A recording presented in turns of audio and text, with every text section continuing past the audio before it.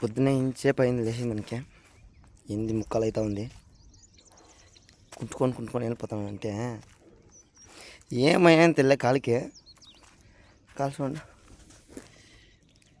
కొట్టుకునేసింది తవా ఊదిపోయినాయి. Night నీవుతున్నాయి ఆ video night నీవిందానికి ఒకవేళ దాచి నొప్పి అవుతుందేమో తెల్ల అన్ టైంలో నీవి చాలా బాధగా ఉంది. ఈ వీడియో ఇప్పుడు ఏమనుకుంటానంటే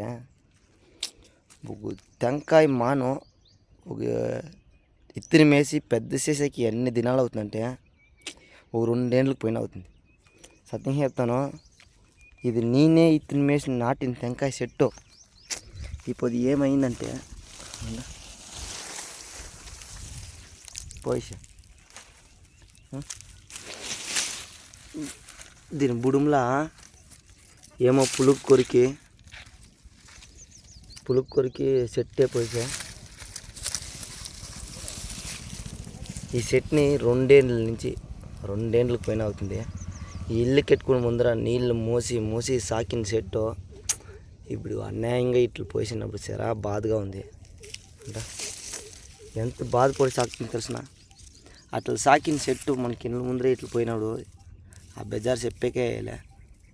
నాకు కాలు నొప్పి కూడా ఈ చెట్టు పోయిందే అంత నొప్పిగా ఉంది.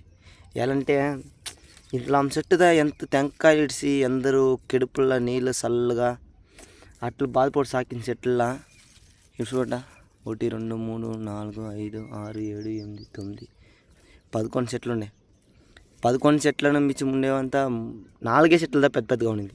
ఇది అది అవక మించమంతా చిన్నగా అవి ఎప్పుడు పోతుందని చెప్పేకాయలే.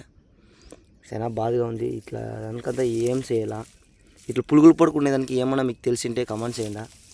అంటే నాకైతే మటుకు తెలియదు, సేద్యం పోతే అంతగా తెలియదు. ఉంటేను సెట్లు పెట్టాలా సాకాలా సేద్యం చేయాలని నాకు భలే ఆశ. దానికి ఏదో సెట్లు పెడుతున్నాయి. నేనే ఇటు వేసి మా మామని తోడుకొచ్చి పూడ్చిపిస్తున్నాయి. నీళ్ళు పోస్తూ ఉంటున్నాను. ఏమైనా సెట్ పోయా